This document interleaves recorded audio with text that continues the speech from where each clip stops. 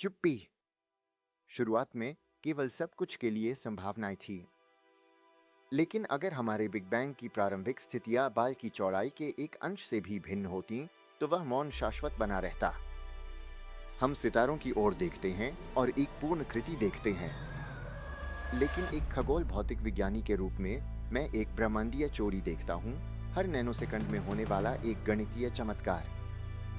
हम इसे fine tuning कहते हैं। यह अवलोकन है कि भौतिकी के मौलिक स्थिरांक ऐसे पूर्व निर्धारित मानों पर प्रतीत होते हैं जो जटिल जीवन के अस्तित्व की अनुमति देते हैं। क्या हमारा ब्रह्मांड एक ट्रिलियन में एक भाग्यशाली मौका है, या क्या यह घर का लाभ हमारे पक्ष में धांधली है? मजबूत नाभिकीय बल पर विचार करें। यह ब्रह्मांड का गोंद है, वह बल जो प्रोटॉन और न्यूट्रॉन को नाभिक के भीतर बांधता है। यदि यह बल केवल 2% अधिक मजबूत होता, तो तारे भयानक गति से अपना ईंधन समाप्त कर देते। डाइप्रोटॉन स्थिर होंगे, हाइड्रोजन को इतनी कुशलता से संलयन करते हुए कि ब्रह्मांड कुछ मिलियन वर्षों में खुद को जला चुका होता, जीवन के शुरू होने का सपना देखने से बहुत पहले। इसके विपरीत यदि बल 2% कमजोर होता, तो ब्रह्मांड एक अकेला रासायनिक बंजर भूमि होता। हाइड्रोजन से भारी कोई भी परमाणु नहीं बन सकता था। हमारी कोशिकाओं के लिए कोई कार्बन नहीं, हमारे फेफड़ों के लिए कोई ऑक्सीजन नहीं, हमारी दुनिया के केंद्र के लिए कोई लोहे नहीं। हम भौतिकी के गोल्डीलॉक्स जोन में मौजूद हैं। बिल्कुल सही। भौतिकी के मानक मॉडल में हमारे पास लगभग 26 आयामहीन स्थिरांक है। ये संख्याएं हैं जैसे एक इलेक्ट्रॉन का द्रव्यमान, जिनका कोई आगे का स्पष्टीकरण नहीं है। गुरुत्वाकर्षण को लें।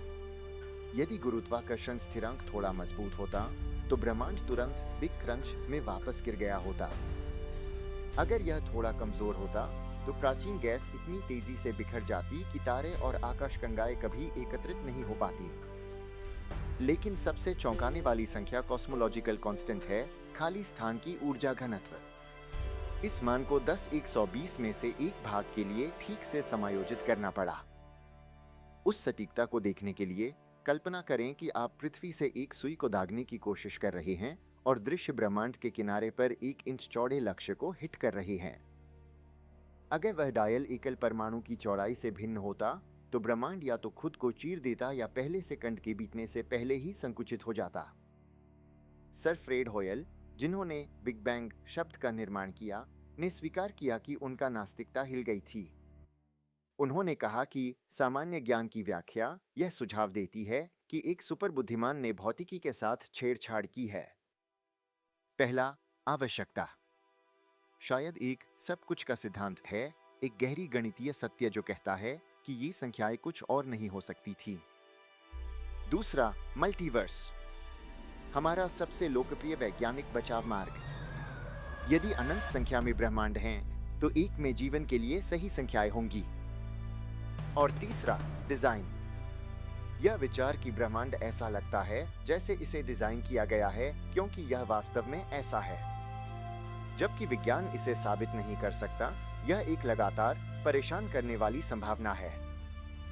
लेकिन एक सिद्धांत है जिसका हम उपयोग करते हैं, मानववादी सिद्धांत। हम एक बारीकी से समायोजित ब्रह्मांड देखते हैं क्योंकि किसी अन्य में वहां प्रश्न पूछने वाला कोई नहीं होगा।